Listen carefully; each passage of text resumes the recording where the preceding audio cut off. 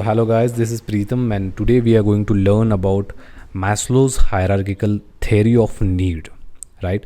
So, those who are from management background, they probably are aware of this theory.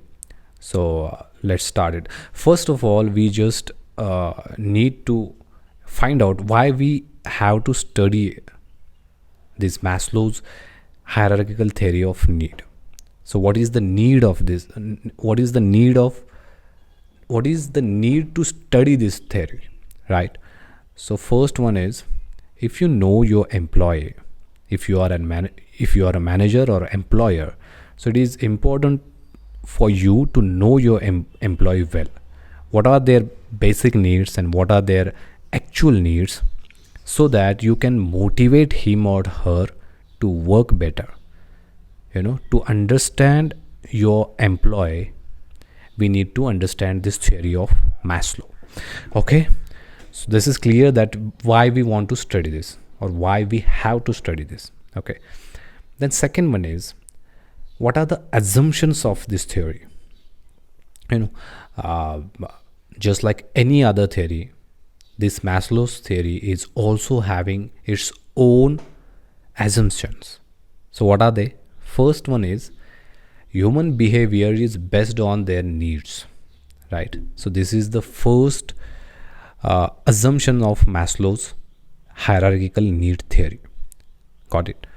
And second one is, the need is in hierarchical manner.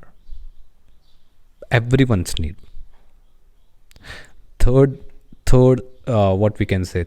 assumption is, a satisfied need is not going to motivate the person again. Once you have achieved something, you don't have to, it's not going to motivate you again to do the same work. So this is what the third assumption is all about. And the fourth assumption is, an individual moves upward need or upward direction of need once they have achieved their lower needs, right? So first we have understood that the need theory is based on hierarchical manner. So just imagine a triangle, and the triangle is differentiated in 5 parts. And first part is physiological needs, second one is safety needs, third one is social needs, fourth one is esteem needs or self-esteem needs, and fifth one is in last and at the top level of need is self-actualization need. Okay, so this is what the theory tells. And let's start with the first level of needs. So first level of need is physiological needs. So the need that involves everything related to this body or physical body is nothing but physiological needs. For example, food, clothes, shelter. These are some basic needs of every human being. So we have studied in our history books, or in human history, when the human was evolving, there he was very interested in his basic needs like food, shelter, and what we can say, clothes. So they used to spend their entire life to just achieve these basic needs. Okay, so once a person has achieved his physiological needs, then naturally his focus will go to the safety needs, right? So after fulfilling his physiological needs, it will go in the upward direction, that is safety needs. So once the human has achieved to manage his physiological needs, then he started living in groups, building homes for him for safety and everything. And today also, when you guys are not having any kind of job, the mentality of many people is that The job would be whatever kind of job, we are ready to do it. So first, the person just want to fulfill its physiological needs. Once it is achieved, once you have gathered enough experience, then you will move towards safety needs. Then probably most people then after having their first job, they started looking for another kind of job which will give them more safety and more security. So this is how the hierarchy of need works. Then once you have achieved your safety needs also, then your needs are not going to satisfied, just it is going to going in upward direction. So what is the third level of need? That is social needs. So once you have achieved two levels of needs, then you probably or you naturally go towards social level. So in social level, a person needs friends, family, and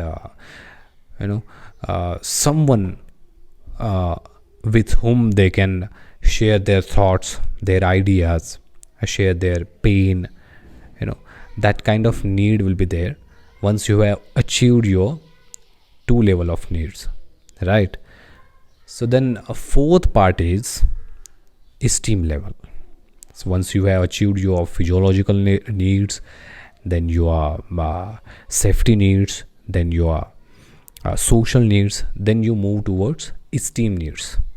Once you have earned a living, once you have earned a good pay, once you have earned a good home, then you will definitely go towards what we can say, a lifestyle that can fascinate you. So that is nothing but esteem. So that is nothing but esteem. So and the last part of this hierarchical theory is self-actualization need. So let's take an example. A person has achieved everything in his life.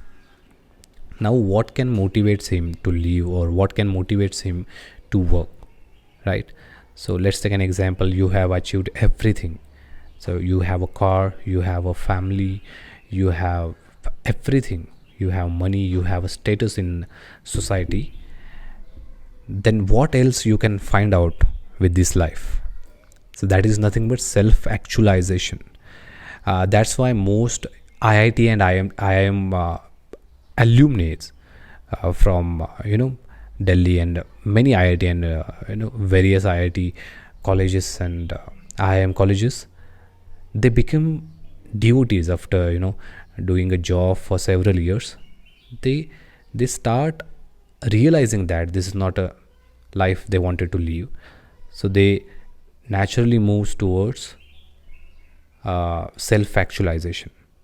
And most people, they have worked for 10-15 years in a job, then they shifts towards entrepreneurship, or you can say they will start their own business. So this is how the need theory of Maslow works. So hope you guys will understand the theory, and thank you so much.